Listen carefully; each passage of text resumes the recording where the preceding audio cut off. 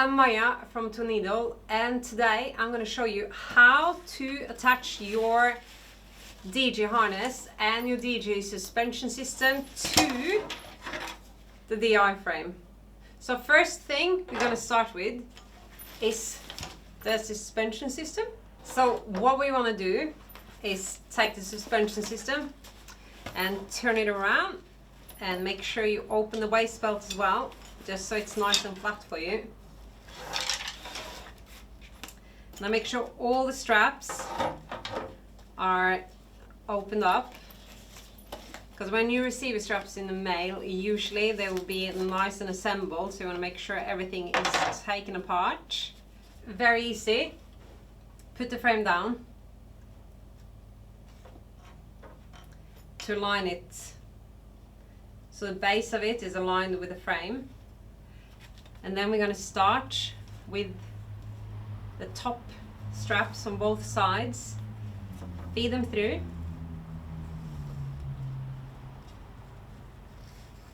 Then we feed the second one through, same way.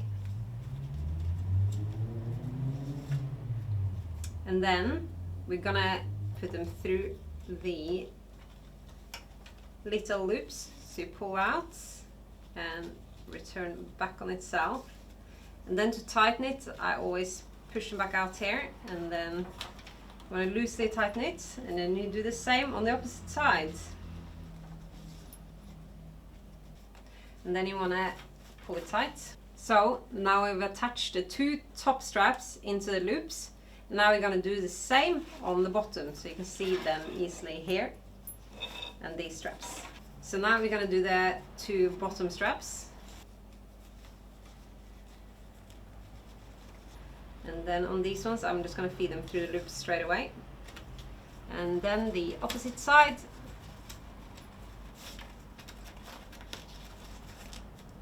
And back through. And then we're going to leave these straps. Don't have to worry about these ones at all at the moment. Now we're going to attach these two points to these straps. So the first thing you want to do is pull them through there, and same on the opposite side. Just gently get them through, and pull the straps over.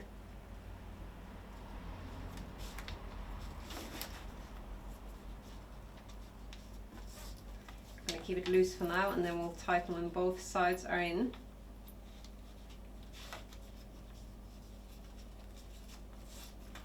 There we go. And then you want to make sure it's nice and tight.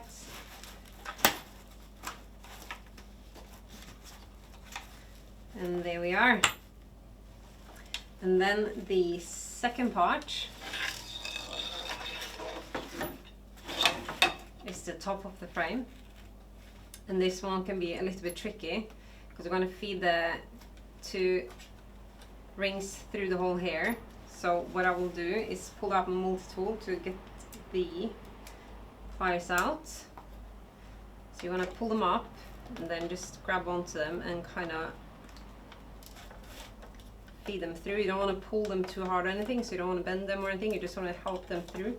And then you can do the same on the opposite side while you got the pliers out.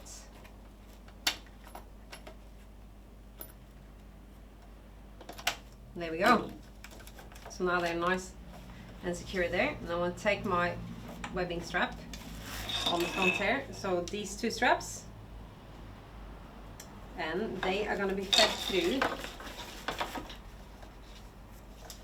the slot right here. And then we're going to feed them through the rings and back on itself and tighten. And then we do the same on the opposite side. And through the rings and tighten. So now we have attached our main suspension system to the DEI frame. So it should look like this. You still don't have to worry about these straps, we'll get to them at the end. And I would also recommend just to leave your hip belt open, so it's easier to attach the straps. So now that we're gonna attach our harness to the suspension system, we're gonna use the easiest hack in the world. Now I've got the paper. What I'm gonna do is slide it in to cover the hook, because that way it's easier to ensure that it doesn't slide off when you push the harness in. So we're just gonna push it in. And as I said, I know I'm a size 3, so I'm gonna go to the bar tuck number 3. So now I've got it on size 3. And then I'll pull the straps over, pull the paper out, put it down, give it a weak push, and then it's locked in place.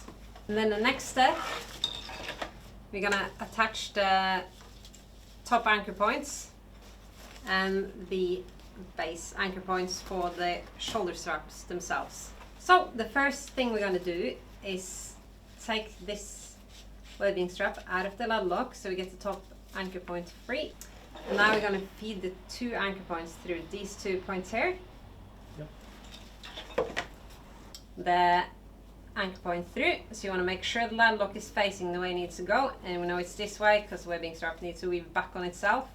So we'll feed this through,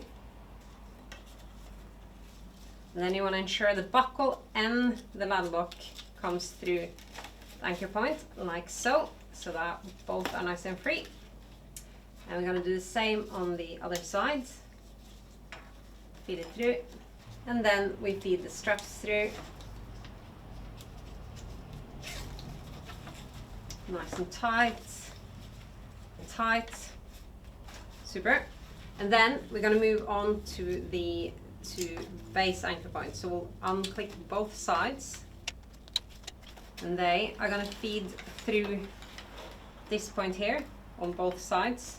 So you want to make sure you have your buckle facing this way, since it's going to go back into there. And we'll flip the frame over, and we're going to feed it through this point right here, buckle facing this way. So you want to pull your anchor point through here. Just make sure it doesn't get twisted up or caught under any of the webbing. Then it's pulled through. Feed it back on itself. So you want to make sure this one is now nice and tight. Cool. And then you can flip the frame over again. And then clip in place. And then we're going to do the same on the opposite side. So that's going to go through there, and we know the buckle has to face this way because it's going to strap into the, there we go. And then untwirl it, lock it on itself, and there you have it. That's the strap attached to the frame as well as the suspension. So you got the back is fully attached, the front is fully attached, and the sides. And now you got still 1 buckle. They are if you want to tuck your hip belt away in the back. So then you just want to pull the hip belt back and tighten it. Make sure you get a good snug fit there. Or if you want to use a hip belt, you just clip them in place like so and tighten. So now you got both sides, 1 tucked away when the hip belt is in use, and 1 when the hip belt is tucked away. And that's how your DG harness and suspension system should look like when it's all assembled together.